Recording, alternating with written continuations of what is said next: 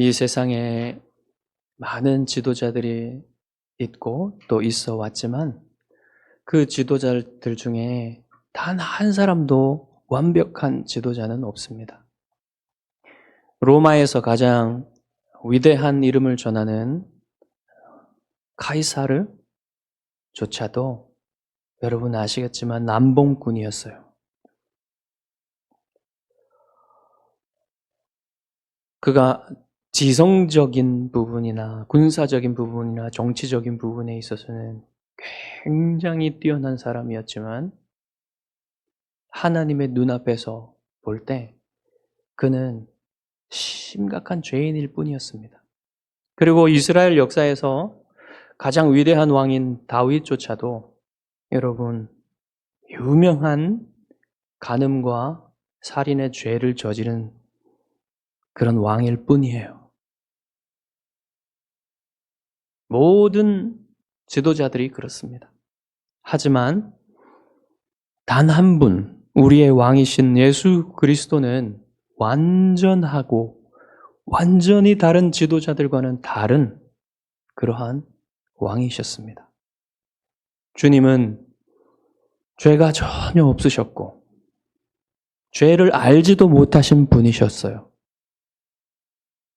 그리고 우리 왕이신 예수 그리스도는 그를 믿는 모든 백성들을 영원히 안전하고 영원히 행복한 나라로 모두를 이끄시는 왕이십니다.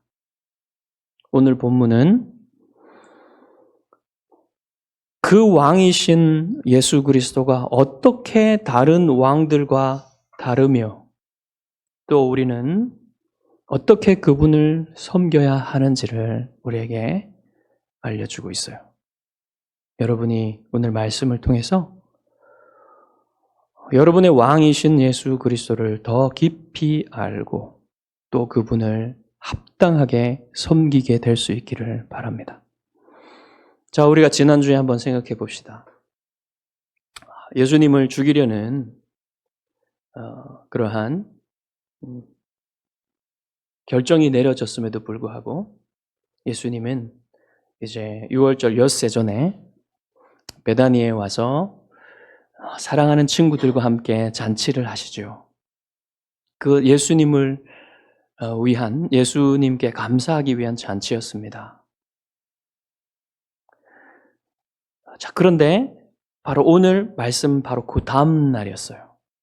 그 다음 날은 무슨 날입니까? 우리가 종려주일이라고 하는 날이에요. 왜 종려주일이라고 하냐면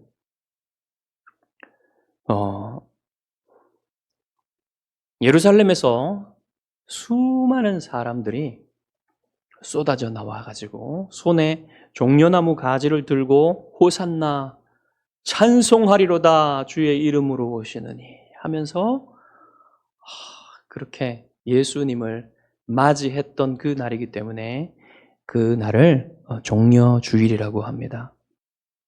여러분이 아시듯이 우리 소위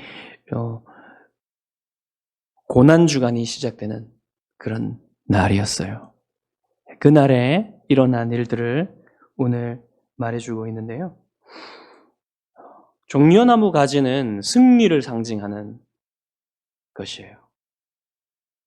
여러분 시몬 마카베오라는 사람을 기억하실 겁니다. 그분이 이제 헬라의 그 무도한 압제를 대항하여서 혁명을 일으켰고 그것이 승리를 해가지고 성전을 정화할 때 그 사람 유대인들이 손에 종려나무 가지를 들고 흔들었어요. 승리를 상징합니다. 그리고 요한계시록에 보면 여러분 온 나라와 족속에서 흰옷 입은 무리들이 보좌와 보좌 앞과 어린 양 앞에서 무엇을 들고 있습니까? 종려나무 가지를 들고 있어요. 승리를 상징합니다. 자, 그러면 이 승리는 무엇에 관한 승리일까요? 이제 유대 당국자들이 예수 그리스도를 죽이려고 결의했잖아요. 그러니까 그들에 대한 승리를 말하는 것일까요? 아니면 지금 이스라엘을 압제하고 있는 로마에 대한 승리를 얘기하는 것일까요?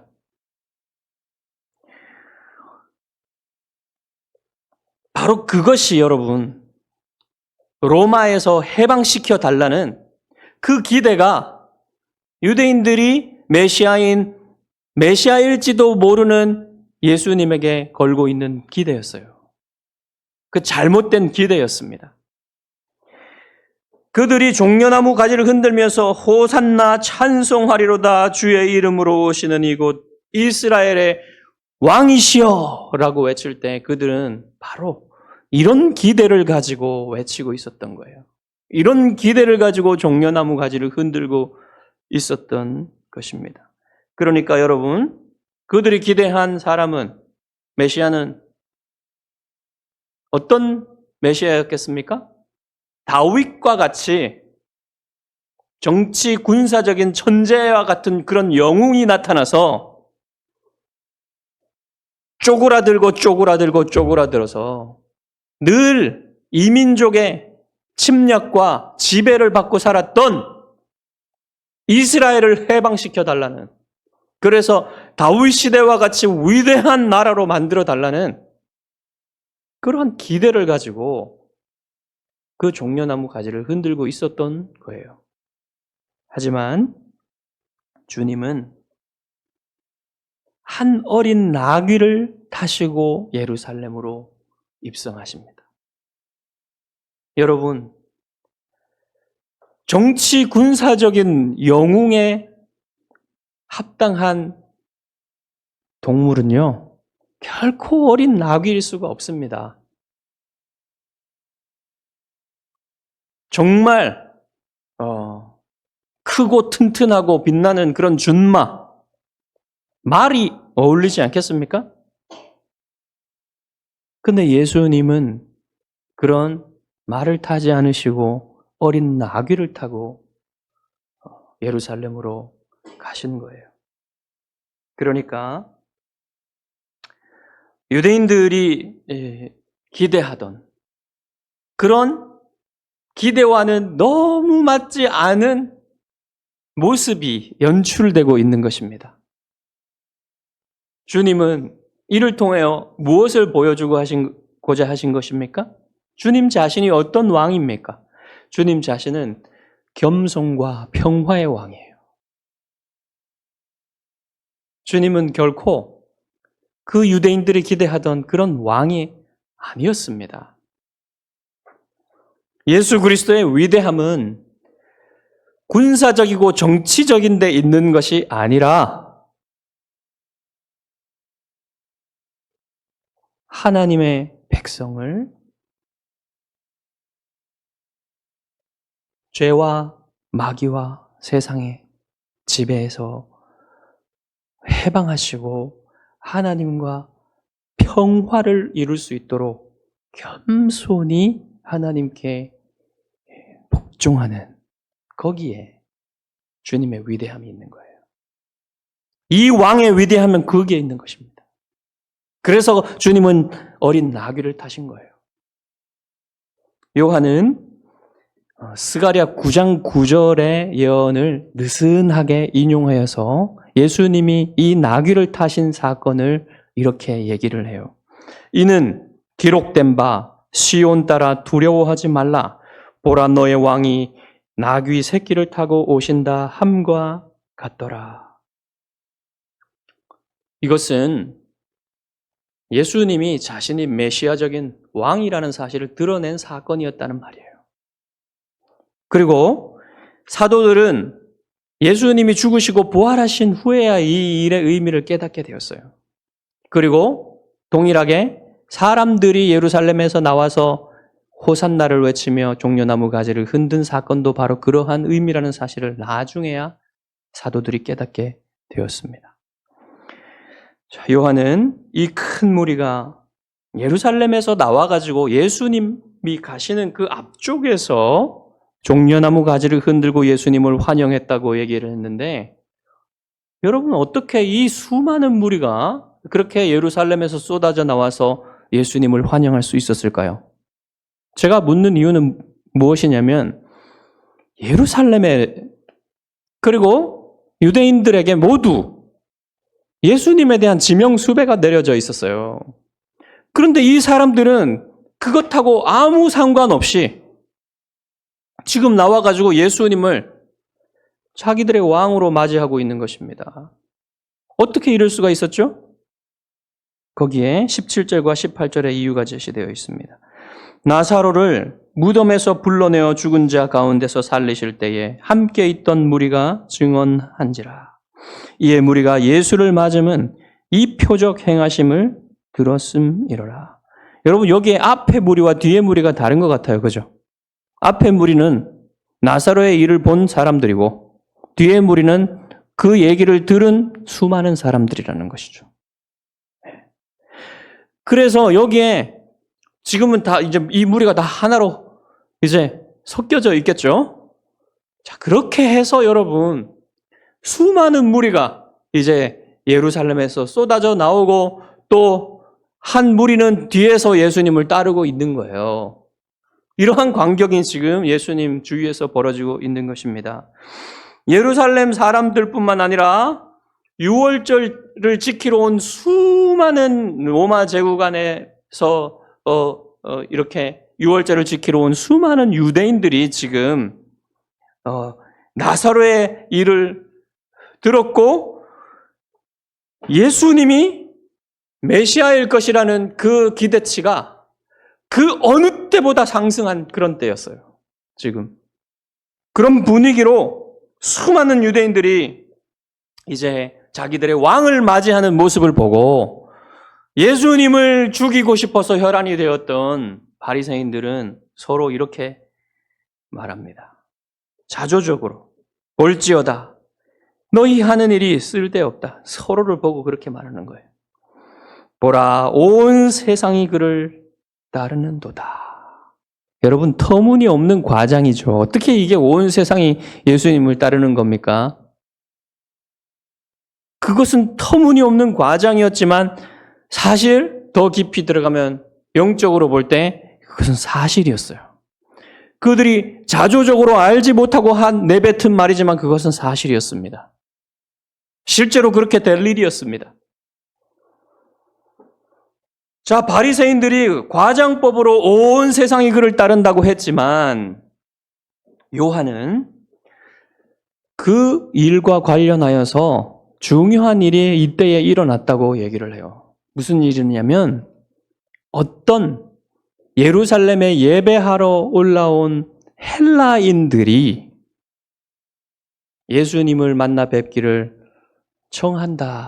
청했다라고 말하고 있습니다. 그래서 그들이 누구에게 청했냐면 갈릴리 사람인 빌립에게 청했고 빌립은 또한 안드레에게 가서 얘기했고 빌립과 안드레가 예수님에게 가서 이 사실을 전했다고 얘기해요. 그런데 왜 이 사람들이 빌립에게 전했고 또 빌립이 왜 또 예수님한테 직접 가지 않고 안드레에게 갔는지 이런 사실들은 정확한 이유를 알기는 힘듭니다. 그들이 갈릴리 사람이기 때문에 또 빌립과 안드레가 다 헬라어로 된 말이거든요. 이 이름이 헬라어예요. 헬라어에서 온 이름이에요. 그래서 헬라 사람들과 이게 어떤 그 연관이 있지 않을까 이런 생각도 해보는데 아주 정확하게 무슨 의미, 무슨 이유로 그랬는지는 알 수가 없습니다. 중요한 것은 그게 아니고요. 예수님이 이 요청에 어떻게 반응하셨는가? 이게 중요한 거예요. 예수님은 이렇게 반응했습니다. 인자가 영광을 얻을 때가 왔도다. 여러분, 헬라인들이 예수님을 만나 뵙고자 했다는 것은 무슨 뜻이냐면 예수님을 만나서 인터뷰를 하고 싶었다는 거예요. 이런저런 것을 묻고 들어보고 싶었다는 겁니다. 여러분, 헬라인들은 그런 사람들이에요. 사도 바울이 얘기하는 거 들어보셨죠, 여러분? 헬라인들은 만나면 철학적인 얘기를 하는 사람들이에요. 그리고 세계 여러 곳을 돌아다니면서 그런 철학적인 질문들을 하고 진리를 찾아다니는 사람들이었습니다. 이 사람들이 당연히 예수님께 묻고 싶지 않았겠습니까? 그래서 예수님께 물었다는 거예요. 그런데 이 사람들은요, 성경에서도 헬라라고 하면요, 헬라인이라고 하면 이방인을 대표하는 사람들입니다. 자, 그래서 예수님은요, 이 헬라인들이 그렇게 요청을 한 것과 자신이 영광을 얻을 때가 온 것과 이것을 연관시키고 있습니다. 관련시키고 있어요. 그래서 예수님이 인자가 영광을 얻을 때가 왔다고 얘기하신 것입니다. 그때가 왔기 때문에 수많은 사람들이 자기를 종려나무 가지를 흔들면서 호산나 외칠 때에 그것을 거부하지 않으시고 그냥 당연하게 여기시며 그것을 받으신 거예요. 이전에 여러분 오병이어의 기적 때는 예수님이 사람들이 자기를 왕으로 삼으려 하실 때 그곳을 떠나가셨죠. 그러나 지금은 그렇게 하지 않으십니다. 왜요? 때가 왔기 때문에 그렇습니다. 아버지께서 정하신 때가 드디어 왔기 때문에. 그때는 주님이 왕좌에 오르실 때예요. 이제 하나님이 정하신 그 때가 되었기 때문에 주님이 왕좌에 올라가실 것입니다. 주님이 인자가 영광을 얻을 때가 왔도다라고 그 말씀을 하실 때 여러분 사람들의 기대가 더 커졌겠죠. 이 말씀을 듣고 있는 제자들의 마음에도 주님에 대한 기대, 주님이 이제 왕좌에 오르시겠구나 하는 기대가 더 커졌을 것입니다. 자, 그런데 이어지는 말을 보십시오. 이어지는 말을 보면 어리둥절합니다. 내가 진실로 진실로 너희에게 이르노니 한 알의 밀이 땅에 떨어져 죽지 아니하면 한 알 그대로 있고 죽으면 많은 열매를 맺느니라. 여러분, 세습 군주가 아닌 사람이 왕좌에 오르려면요, 피바람이 불어요. 여러분, 이성계가 왕좌에 오르려면 정몽주 같은 사람이 제거되어야 되었습니다.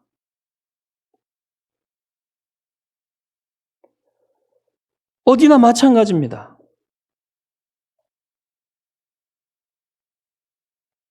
피바람이 한번 불어야만 왕족이, 지금 내려오는 왕족이 아닌 사람이 왕좌에 오를 수가 있어요. 그래서 예수님도 이 왕좌에 올라가시려면 그런 피바람이 불어야 되지 않겠습니까? 그런데 예수님은 무엇이라고 말씀하시죠? 내가 죽어야 하리라 말씀하시죠. 주님은 완전히 다른 방식으로 왕좌에 오르시는 것입니다. 그런데 사실 주님이요, 정복을 하시긴 하세요. 무엇을 정복하십니까? 31절에 보시면 이제 이 세상에 대한 심판이 이르렀으니 이 세상의 임금이 쫓겨나리라. 예, 주님이 이 세상의 임금을 쫓아내시겠다는 것이죠. 이 세상의 임금은 마귀를 말하는 것입니다. 마귀를 쫓아내신다고 말씀하셨지만 마귀만 쫓아내는 것이 아니라 마귀가 그 권세를 휘두르는 근거인 죄의 권세를 말살시키신다는 거예요. 죄와 죄의 싹신, 사망을 죽이신다는 겁니다. 죽음을 이기시고 부활하심으로써, 죽으심으로써 죽음을 이기시고 죽으심으로써 죄를 박살내시고 죄의 삭신 죽음을 없애버리시겠다. 그래서 그 힘을 가지고 흔들고 있었던, 죄의 책임을 가지고 사람들을 지배하고 흔들고 있었던 마귀의 권세를, 마귀의 지배를 끝장내시겠다고 말씀하시는 거예요.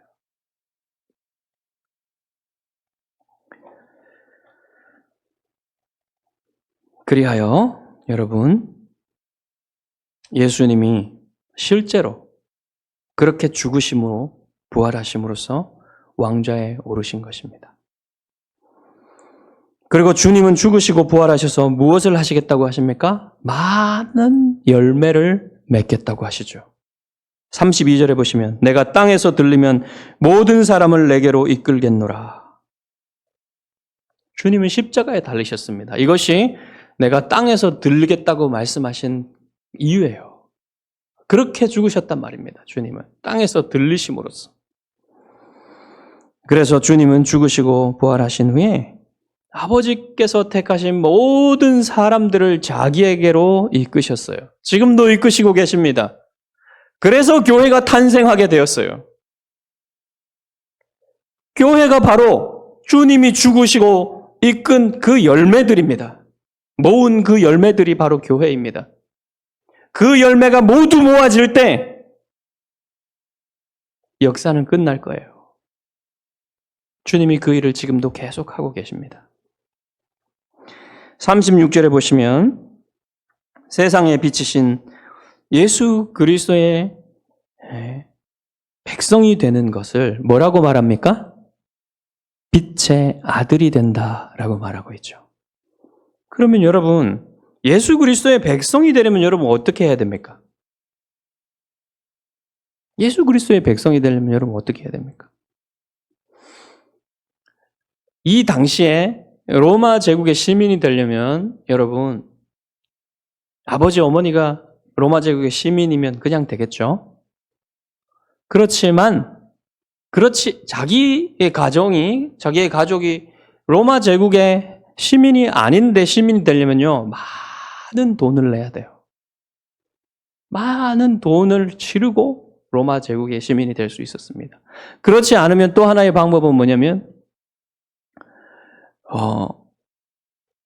로마 제국의 그 군단병으로서 이제 활동하는 사람들은 다 시민들이에요. 로마 제국의 시민들.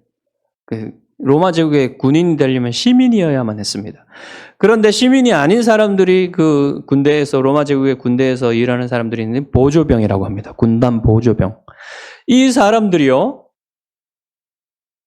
대체로 전역을 하는 데 걸리는 시간은 16년에서 20년 또는 25년까지 걸렸습니다. 그렇게 제대를 하고 나면 시민권을 줬어요. 목숨을 걸고 15년, 20년, 25년을 목숨을 걸고 싸우면 그 대가로 로마 시민권이 주어졌습니다. 그래서 여러분 독일의 쾰른이라는 도시 아시죠? 그런 쾰른이라는 그런 이름을 가진 그런 도시들은 다 원래 콜로니, 그 식민지란 뜻이에요. 로마 제국의 식민시라는 뜻인데 그런 곳에 그 퇴역 군인들을 한꺼번에 이주시켜가지고 만든 도시가 바로 그런 도시들입니다. 이렇게 로마 제국의 시민이 되는 거예요. 오늘날 여러분 미국의 시민권을 얻는 것이 더 어려워지고 있습니다.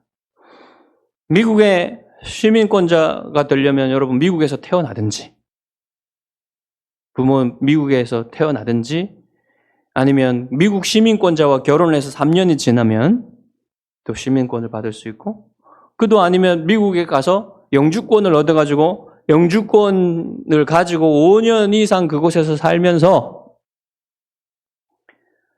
5년 이상 그곳에서 살면서 미국에 기여를 하고 5년이 지나면 드디어 시민권을 신청을 할 수 있는 자격이 주어집니다.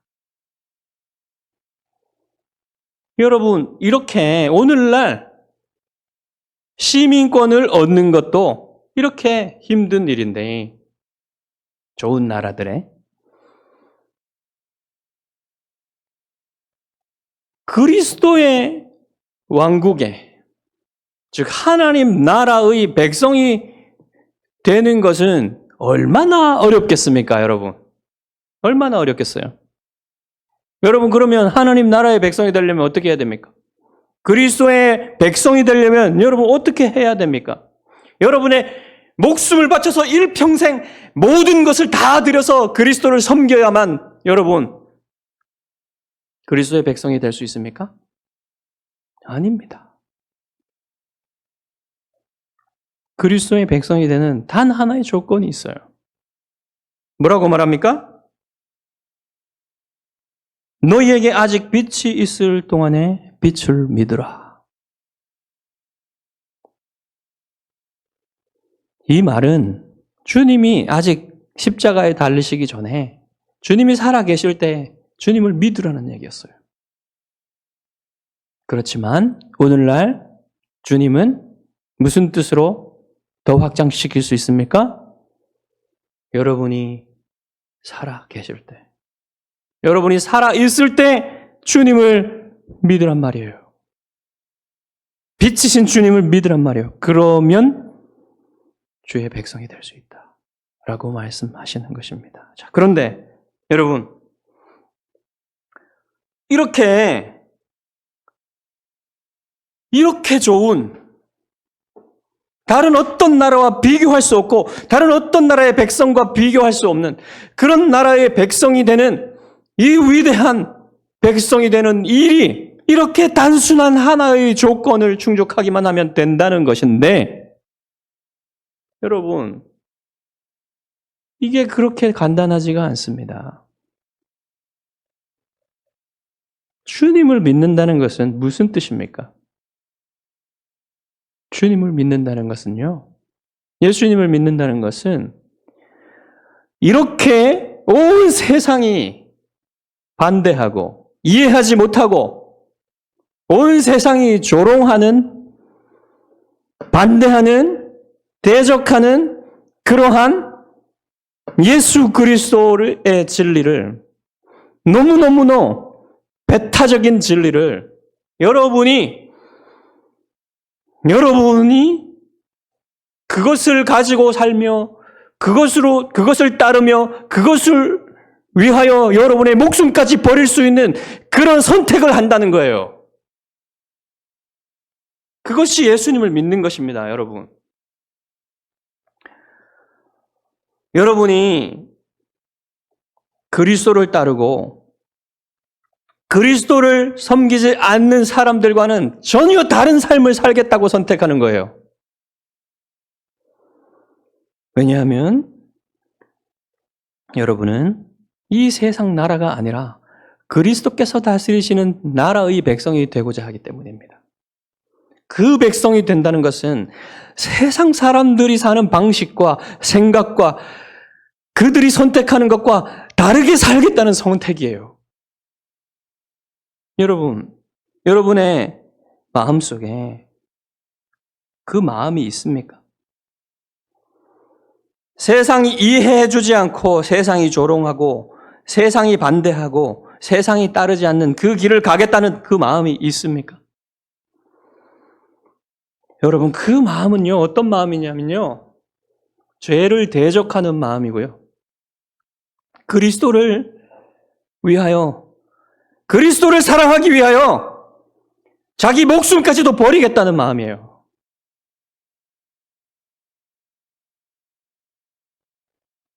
그리스도를 위하여서는 자기 목숨보다 그리스도를 사랑하는 게 더 중요하다라고 믿고 선택하는 것입니다. 죄를 짓고 사는 것보다는 차라리 고난받고 그리스도를 따르겠다는 마음이에요. 그것이 여러분 모세가 선택한 삶이에요. 히브리서는 모세의 삶에 대해서 뭐라고 얘기합니까? 모세의 선택에 대해서 뭐라고 얘기합니까? 믿음으로 모세는 장성하여 바로의 공주의 아들이라 칭함받기를 거절하고 도리어 하나님의 백성과 함께 고난받기를 잠시 죄악의 낙을 누리는 것보다 더 좋아하고 그리스도를 위하여 받는 수모를 애굽의 모든 보화보다 더 큰 재물로 여겼으니 이는 상주심을 바라봄이라. 여러분, 상주심이 무엇입니까? 바로 하나님 나라의 백성이 되는 거예요. 예수 그리스도의 백성이 되는 겁니다. 그게 상주심이에요. 여러분에게 참으로 그런 마음이 조금이라도 있다면 여러분은 예수 그리스도의 백성이에요. 완벽한 마음을 말하는 게 아니에요. 여러분이 연약할지라도, 여러분이 어떤 때에, 정말 어떤 때에 베드로처럼 예수님을 배반할 수도 있어요. 그렇지만 여러분 마음속에는 베드로처럼 회개할 마음이 있고, 정말 이 세상 무엇보다 주님이 소중하며 주님이 그 무엇보다 내게 가장 좋은 분이라는, 가장 소중한 분이라는 그 마음이 있다면 여러분의 마음속에 하나님이 주신 그 마음이 있는 것입니다. 그러면 예수 그리스도의 백성인 여러분은 여러분의 왕을 어떻게 섬겨야 할까요? 자, 왕의 말씀을 들어보겠습니다. 25절과 26절입니다. 자기의 생명을 사랑하는 자는 잃어버릴 것이요, 이 세상에서 자기의 생명을 미워하는 자는 영원하도록 보존하리라. 사람이 나를 섬기려면 나를 따르라. 여러분, 이 세상에서 여러분 자신의 목숨보다 소중한 거 있습니까? 여러분 자신의 목숨보다 소중한 거 없지요? 만약 여러분이 이 세상에서 여러분 자신의 목숨보다 소중하게 여기고 있는 게 있다면, 또 그것을 위해서 여러분 자신의 목숨을 버린다면 여러분 굉장히 어리석은 사람이에요. 그런 사람들이 있습니다. 돈을 위해서 목숨을 버리는 사람들이 있어요. 엄청나게 어리석은 사람이죠. 그런데 여러분이 이 세상에서 가장 소중한 여러분의 목숨보다도 더 소중한 것, 그것이 있다면 여러분, 주님을 따르라는 거예요. 주님은 자기 목숨을 많은 사람의 대속물로 내어주셨습니다. 그 길을 따르라는 거예요, 예수님은. 주님이 여러분 어디로 가셨습니까? 주님을 따르라고 하셨는데 주님은 이렇게 말씀하셨어요. 나는 섬김을 받으려고 온 것이 아니라 섬기려고 왔다. 많은 사람의 대속물로 내 목숨을 주려고 왔다. 바로 주님이 말씀하시는 게 이거예요. 그 길을 따르라는 거예요. 그러면 여러분 당장 주님을 위해서 죽어야 되지 않겠습니까? 주님을 위해서 죽는다는 건 뭐예요? 여러분이 순교할 기회가 있으면 좋겠어요. 그렇지만 모두에게 순교할 기회가 주어지는 것은 아닙니다. 여러분, 순교는요, 정말 그것을 감당할 믿음을 주시는 분에게 허락되는 거예요. 그런 것이 아니라 오늘 하루하루 이 순간순간 주님을 따르는 것이 무엇이냐? 주님을 섬기는 것이 무엇이냐? 그것은 여러분, 죄악된 자기 사랑을 버리고 죄악된 자기 사랑에는 죽고 하나님의 뜻을 따르는 일에는 사는 것을 말하는 겁니다. 죄에게는 죽고 의에는 사는 것, 죄를 벗어버리고 의를 입는 것, 그것이 여러분, 주님이 여러분에게 말씀하시는 주님을 섬기는 방법이에요. 그렇게 살아가는 것이 여러분 예수 그리스도의 백성의 특징입니다. 또한 그리스도의 백성은 여러분의 왕이 추구하는 것을 추구하며 살아가는 사람들이에요. 여러분의 왕이 무엇을 추구합니까? 28절에 그리스도께서는 이렇게 기도하셨습니다. 아버지여, 아버지의 이름을 영광스럽게 하옵소서. 여러분, 이게 무슨 기도입니까? 주기도의 첫 번째 간구이지요. 이름이 거룩히 여김을 받으시오며 아버지의 이름이 영광스럽게 되기를 원합니다. 여러분, 우리도 이것을 추구하고 살아야 돼요. 사도 바울은 너희가 먹든지 마시든지 무엇을 하든지 하나님의 영광을 위하여, 다 하나님의 영광을 위하여 하라고 했어요. 이것이요, 여러분이 이름이 거룩히 여김을 받으시오며라고 기도할 때 여러분이 되기를 바라는 것입니다. 여러분의 삶이 먹든지 마시든지 무엇을 하든지 하나님께 영광이 되게 살라는 거예요. 그렇게 살기를 바라며 그렇게 살고자 추구하는 것입니다. 그것이 여러분이 그렇게 기도할 때 원하는 것입니다. 이것이 종교개혁자들이 솔리데오 글로리아, 오직 하나님께 영광했던 바로 그 뜻이에요. 모든 생각과 행동과 선택에 있어서 여러분이 추구해야 될 것이 무엇이냐면 하나님께 영광이 되는 것입니다.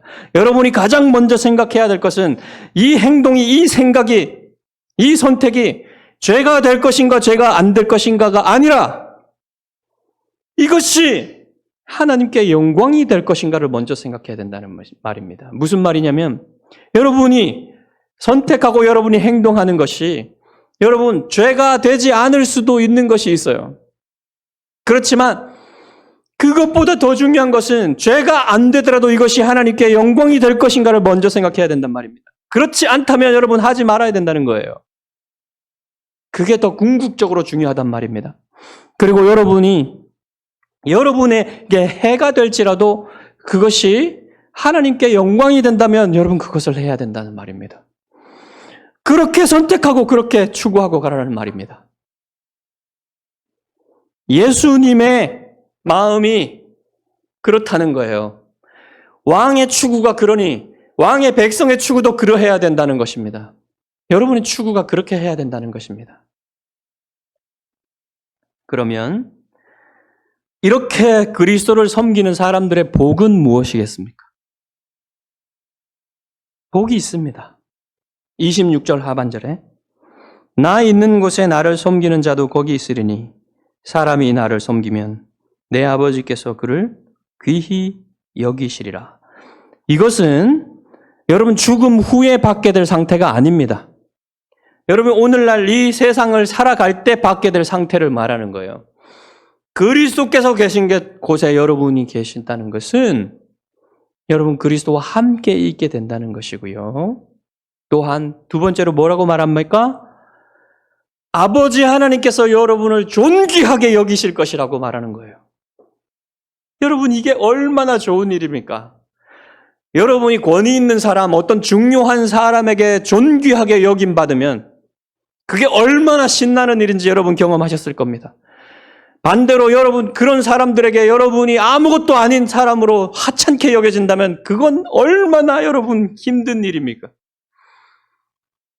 하물며 여러분 사람에게 그렇게 여겨지는 것이 그렇게 신나는 일이고 좋은 일인데 우주의 왕이신 하나님께 여러분이 존귀하게 하나님이 여러분을 존중하시면 그것이 얼마나 좋은 일입니까?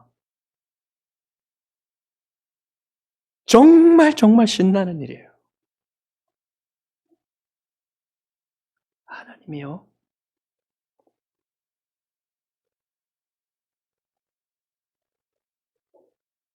정말 존귀하게 여기는 사람은 그것 때문에 기쁨을 누려요. 다른 것 때문에 기쁨을 누리는 게 아니에요. 그것이 가장 기쁜 겁니다, 여러분. 그래서 여러분, 그런 하나님의 존귀함을 받고 사는 사람은요, 다른 사람도 존귀하게 여겨요. 사도 바울은 무사람을 존경하라 그랬어요. 무사람을. 모든 사람을 존경하라 그랬어요. 하나님께 존중을 받는 사람들은요, 다른 사람도 존중하고요, 다른 사람, 그 사람에게 존중함을 받는 사람들은요, 그 사람 때문에 기뻐하게 되는 거예요.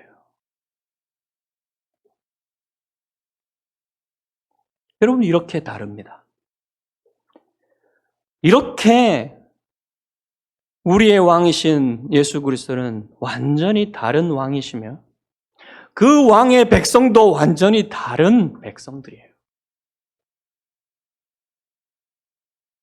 저는 여러분이 그 위대한 왕을 섬기는 백성으로서 여러분이 참으로 누구신지를 알고 여러분이 어떻게 살아야 되는지를 알고 여러분이 그렇게 삶으로써 하나님께 영광 돌리는 백성 되시기를 주님의 이름으로 축복합니다.